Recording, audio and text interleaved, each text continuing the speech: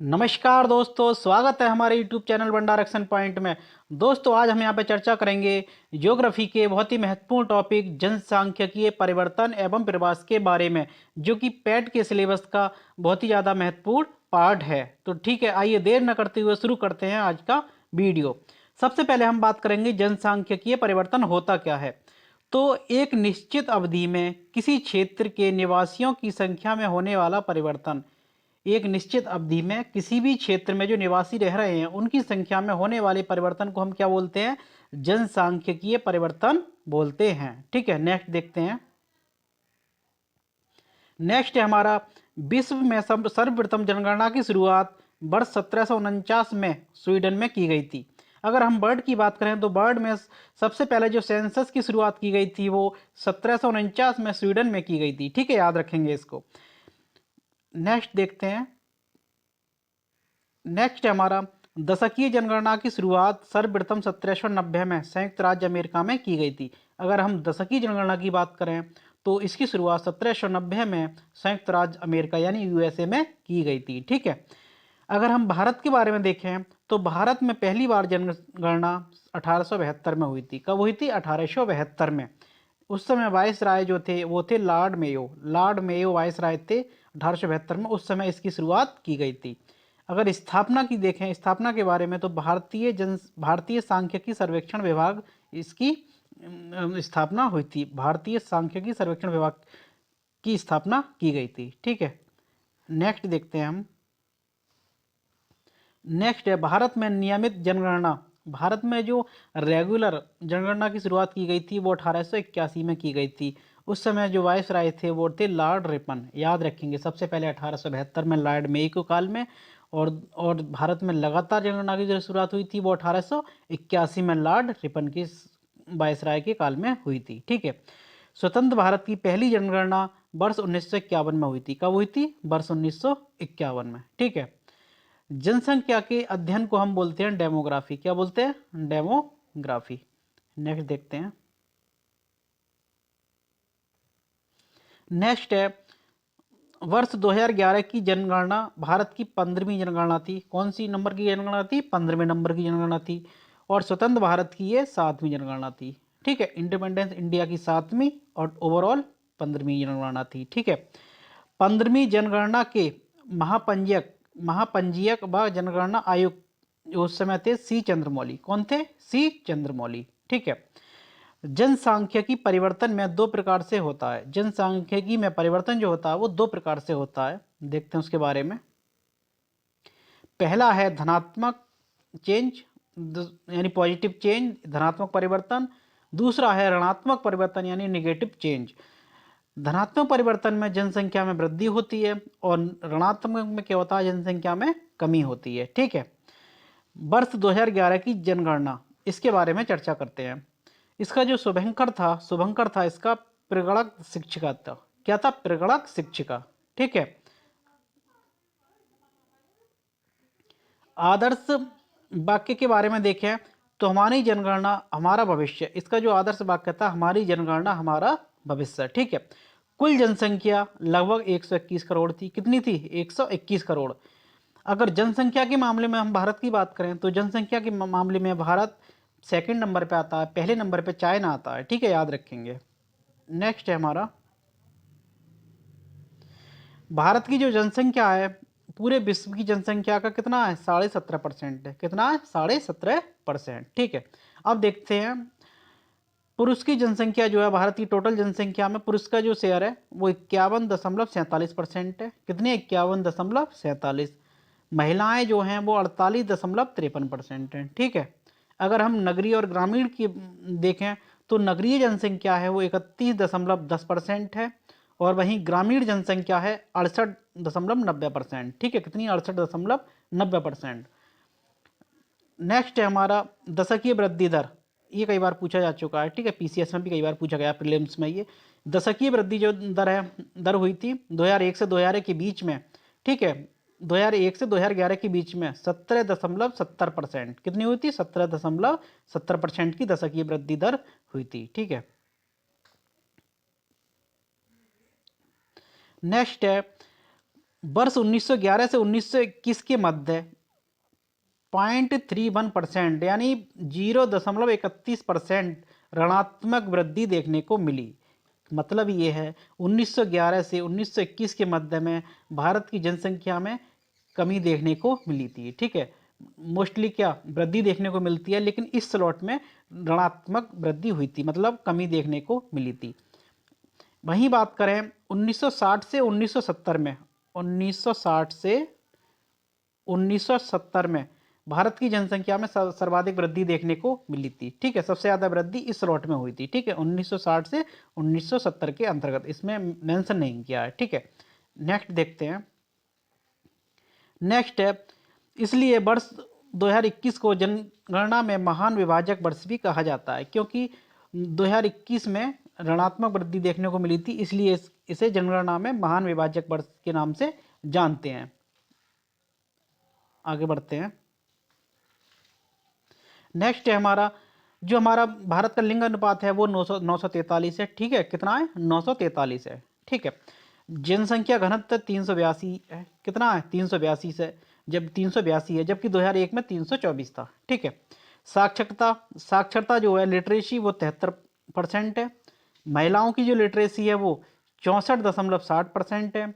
वहीं पुरुषों की जो लिटरेसी है वो 80.90% है। ठीक है, नेक्स्ट देखते हैं। नेक्स्ट है जनसंख्या में वृद्धि 2011 में, सॉरी जनसंख्या की दृष्टि 2011, इसके हिसाब से देखते हैं तो सबसे बड़ा राज्य जो है वो उत्तर प्रदेश है। उत्तर प्रदेश में पूरे भारत में सबसे ज़्यादा जनसंख्या पाई जाती है। सबसे छोटा जो राज्य है वो सिक्किम है। सिक्किम में पूरे देश में सबसे कम जनसंख्या कहाँ पाई जाती है? सिक्किम में पाई जाती है, अगर हम राज्य की बात करते हैं तब। सबसे बड़ा जो यूनियन टेरिटरी यानी केंद्र शासित प्रदेश है जनसंख्या के मामले में वो दिल्ली है, और वहीं सबसे छोटा केंद्र शासित प्रदेश यानी यूनियन टेरिटरी वो लक्षद्वीप है। ठीक है, याद रखेंगे इसको, इंपॉर्टेंट फैक्ट्स है। नेक्स्ट है हमारा क्षेत्रफल की दृष्टि से। अगर क्षेत्रफल की दृष्टि से राजस्थान पहले नंबर पे आता है, राजस्थान पहले नंबर पे आता है, सबसे ज़्यादा जो क्षेत्रफल है वो राजस्थान का है। ठीक है, सबसे छोटा जो राज्य है वो गोवा है क्षेत्रफल की दृष्टि से। वहीं सबसे बड़ा यूनियन टेरिटरी क्षेत्रफल की दृष्टि से अंडमान एवं निकोबार है। कौन सा है? अंडमान एवं निकोबार। वहीं लक्षद्वीप जो है क्षेत्रफल की दृष्टि से यूनियन टेरिटरी में सबसे छोटा है। सबसे छोटा जो यूटीएस एरिया में वो लक्षद्वीप है। ठीक है, देखते हैं नेक्स्ट। जनसंख्या की दृष्टि से शीर्ष राज्य जनसंख्या की दृष्टि से उत्तर प्रदेश पहले नंबर पे है, महाराष्ट्र दूसरे नंबर पे है, वहीं बिहार की बात करें तो बिहार तीसरे नंबर पे है। ठीक है, नेक्स्ट देखते हैं। अगर हम यूनियन टेरिटरी की बात करें तो दिल्ली पहले नंबर पे आता है जनसंख्या की दृष्टि से, और पुद्दुचेरी दूसरे नंबर पे आता है, और चंडीगढ़ जो है वो तीसरे नंबर पे आता है। याद रखेंगे इसको, कई बार जनगणना से सीधे सीधे क्वेश्चन पूछ लिए जाते हैं तो गलत हो जाते हैं। ठीक है, इसको रिवाइज कर लेंगे। नेक्स्ट देखते हैं। नेक्स्ट है हमारा लिंग अनुपात की दृष्टि से 2011 में सर्वाधिक जो लिंग अनुपात था वो केरला में था। कहाँ था? केरल में, 1084। ठीक है, 1084। वहीं सबसे कम जो लिंगानुपात है वो हरियाणा में है, 879। लिंगानुपात का मतलब होता है कि 1000 पुरुषों पे कितनी महिलाएं हैं। ठीक है, तो केरला में 1000 पुरुषों पर 1084 महिलाएं हैं।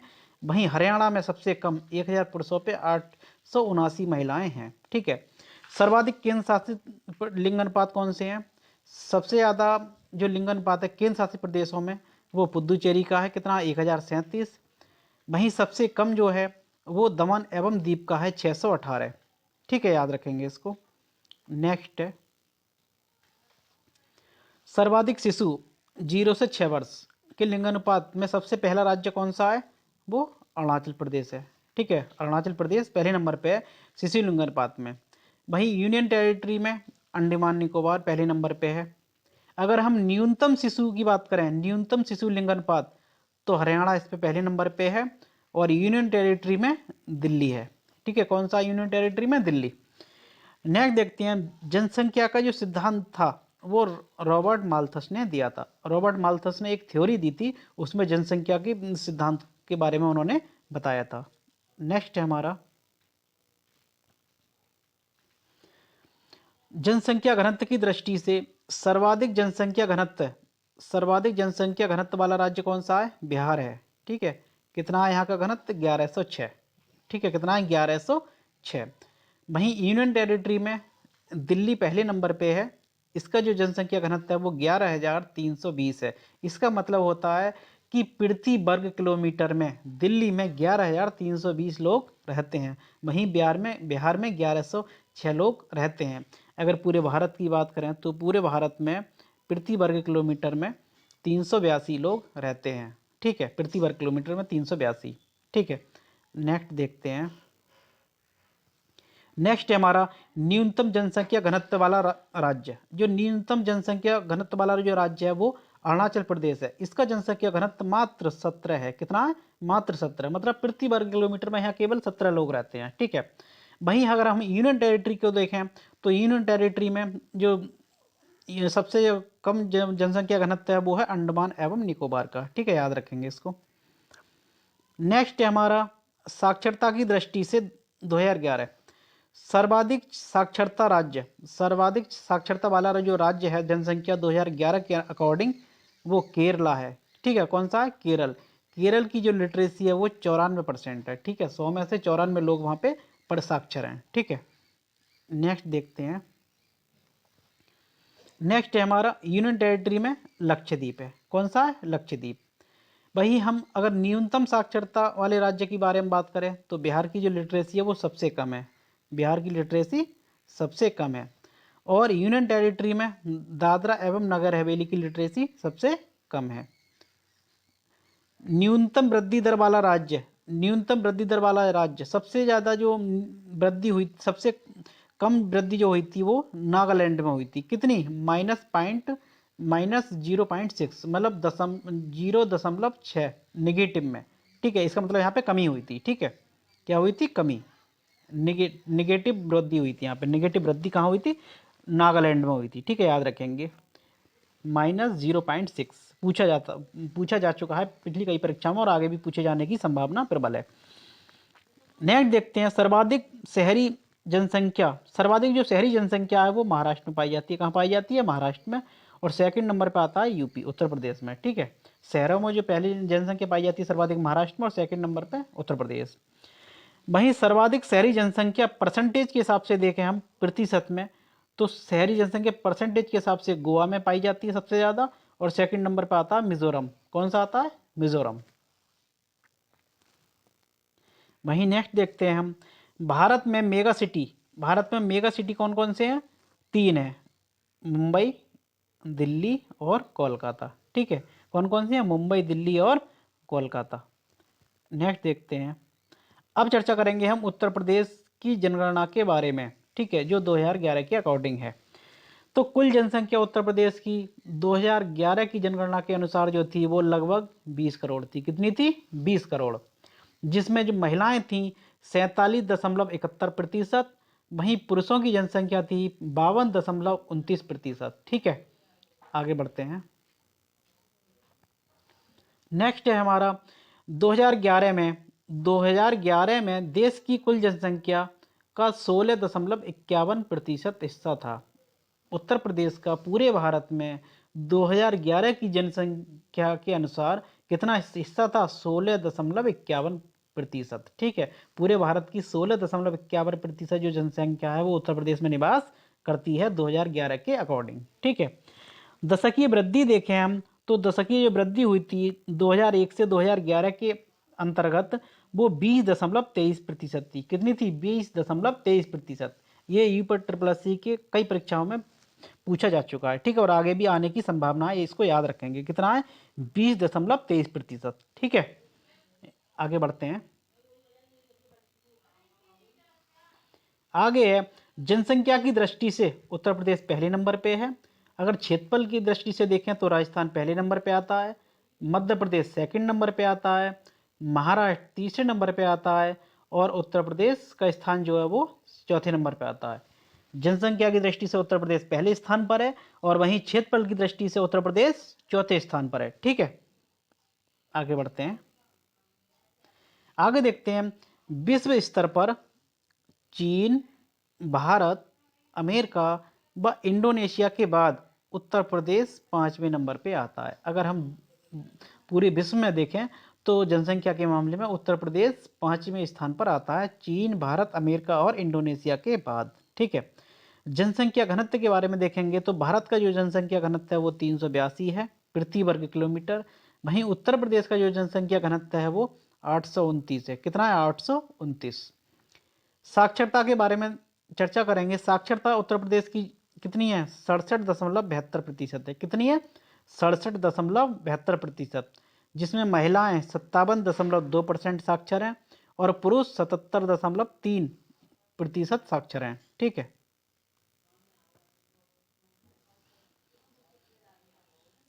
आगे चर्चा करेंगे लिंग अनुपात के बारे में। तो उत्तर प्रदेश का जो लिंग अनुपात है वो 912 है। कितना है? 912।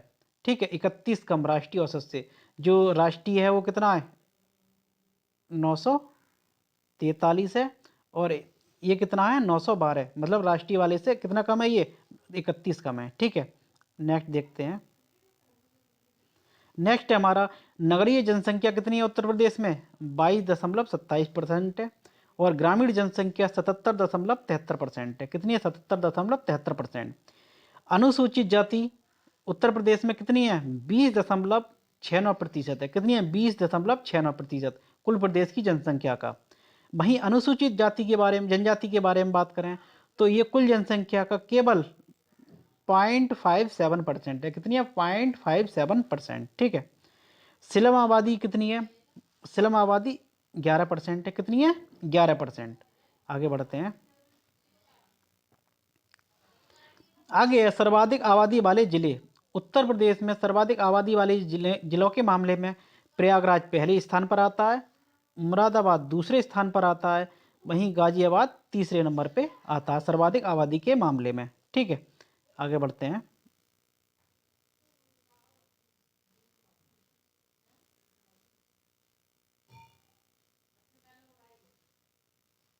नेक्स्ट है न्यूनतम आबादी वाले जिले। न्यूनतम आबादी वाले जिलों में पहले स्थान पर महोबा आता है, दूसरे स्थान पर चित्रकूट आता है और तीसरे स्थान पर हमीरपुर आता है। ठीक है। महोबा, चित्रकूट और हमीरपुर। आगे बढ़ते हैं। नेक्स्ट है हमारा सर्वाधिक वृद्धि वाले जिले। तो सर्वाधिक जो वृद्धि देखने को मिली थी वो सबसे ज़्यादा गौतम बुद्ध नगर में मिली थी, दूसरे नंबर पे गाजियाबाद में मिली थी और तीसरे नंबर पे श्रावस्ती में मिली थी। यहाँ पे इन तीनों जिलों में सर्वाधिक जनसंख्या में वृद्धि देखने को मिली थी। नेक्स्ट देखते हैं। वहीं हम न्यूनतम वृद्धि वाले जिलों के बारे में देखें तो सबसे कम वृद्धि जो देखने को मिली थी हमें कानपुर में, उसके बाद हमीरपुर में और आखिर में बागपत में सबसे कम। ठीक है। कानपुर, हमीरपुर और बागपत याद रखेंगे, इन तीनों जिलों में सबसे कम वृद्धि देखने को मिली थी। नेक्स्ट देखते हैं।